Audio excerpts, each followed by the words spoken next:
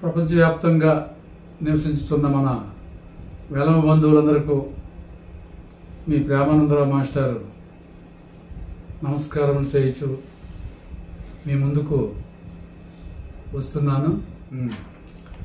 ఈ మధ్యన మనం చాలా పర్వదినాలని చూసాము.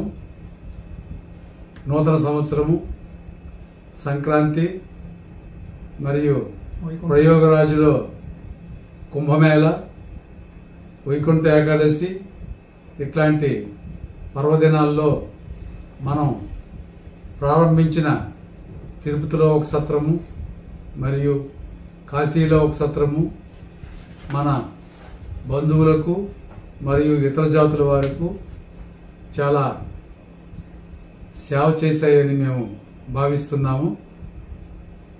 ఎందుకంటే జనవరి నెల లెక్కలు చూస్తే మా దగ్గర ఉన్న లెక్కలు కాశీలో ప్రతిదినము 60 మంది వంతున నెలకు 100 మంది 1800 మంది భక్తులకు మనం ఆశ్రయం ఇవ్వటము, మరి వారికి ఉచితంగా భోజనం పెట్టడం, ఇట్లాంటివన్నీ అన్నప్రసాదం జరిపించడము లాంటి కార్యక్రమాలు కాశీలో జరిగితే, మరి తిరుపతిలో ప్రతిరోజు ఒక 15 మంది వంతున మనం ఒక 150 మంది వరకు తిరుపతిలో జనవరి నెలలో మనం ఖాళీ ఆశ్రయం ఇవ్వడమే జరిగింది. ఇక్కడ అన్నప్రసాదం ఇవ్వడానికి ఏర్పాట్లు ఇంకా చేయలేదు. ఇలాగా మనం అనేక మంది భక్తులకు కాశీలోను తిరుపతిలోను ఆశ్రయం ఇవ్వడం జరిగింది. అయితే ఇక్కడ గమనించవలసింది ఏంటంటే, మనం ప్రారంభించినవి ట్రయల్ రన్ గురించి అద్దె భవనంలో నిర్వహిస్తున్నాం. అద్దె భవనంలో నిర్వహించడం అంటే అది ఎంతో కష్టం.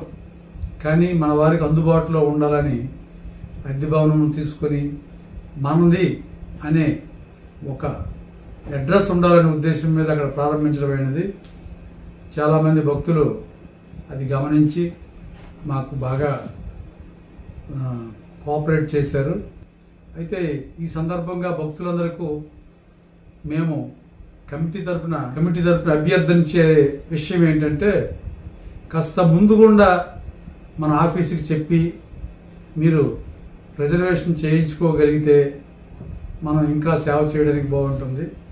మరి చాలామంది భక్తులు ట్రైన్ ఎక్కే ముందు, తర్వాత కాశీలో దిగే ముందు, కాశీలో దిగిన తర్వాత అర్ధరాత్రులు మన స్టాఫ్కి ఫోన్ చేసి మాకు రూమ్ కావాలి అని అడగటం వంటి కొన్ని కార్యక్రమాలు జరుగుతున్నవి.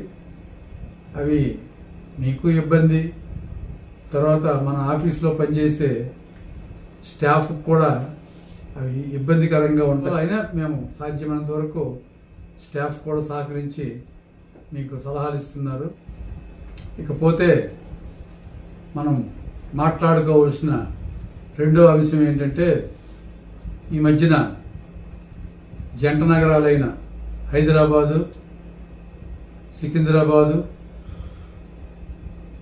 పరిసర ప్రాంతంలో మన వేలమ బంధువులు ఎంతోమంది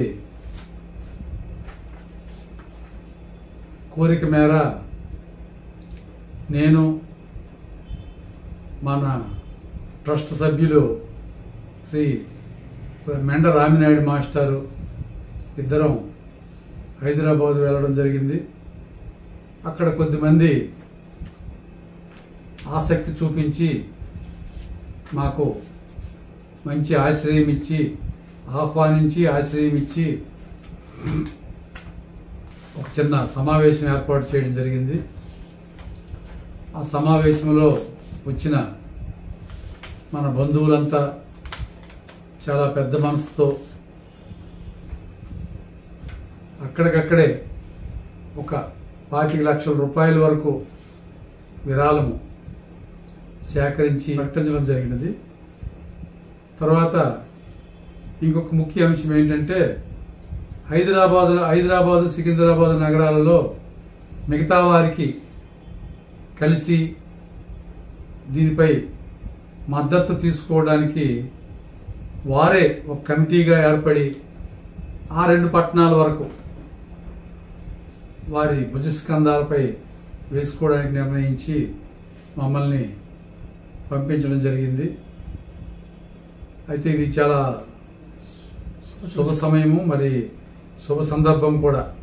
మేము అనుకోలేదు ఇదే వైఖరిగా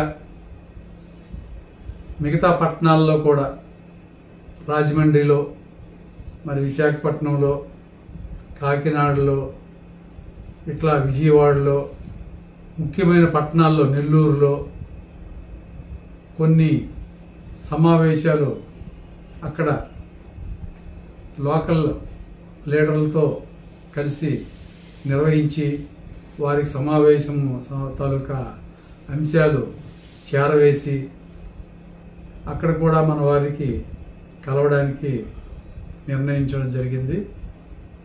ఇలాగా మనకు అందుబాటులో ఉన్న నగరాల్లో చిన్న చిన్న మీటింగ్లే పెట్టి అక్కడ విషయాలు చేరవేద్దామని ప్లాన్ చేస్తున్నాము.